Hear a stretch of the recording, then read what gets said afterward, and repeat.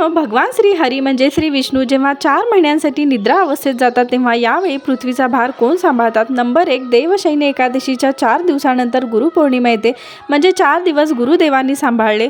गुरुपौर्णिमेनंतर लगेच श्रावण महिना येतो, तेव्हा एका महिन्यासाठी भगवान महादेव पृथ्वीचा भार सांभाळतात.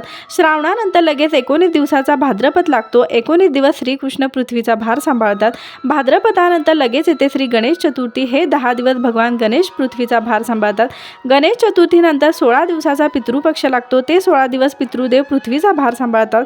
त्यानंतर लगेच येते नवरात्री. हे 10 दिवस आई दुर्गा देवी म्हणजे पार्वती माता पृथ्वीचा भार सांभाळते. नवरात्रीनंतर लगेच दीपावली येते. पुढचे 10 दिवस आई लक्ष्मी पृथ्वीचा भार सांभाळते. दिवाळीनंतर लगेच शेवटचे 10 दिवस भगवान कुबेर देव पृथ्वीचा भार सांभाळतात. आणि त्यानंतर येते देवउठणी एकादशी. या दिवशी भगवान विष्णू हे निद्रा अवस्थेतून जागे येतात व पुन्हा पृथ्वीचा कारभार सांभाळतात. कमेंट्समध्ये ओम नमः शिवाय, श्री विष्णू नमः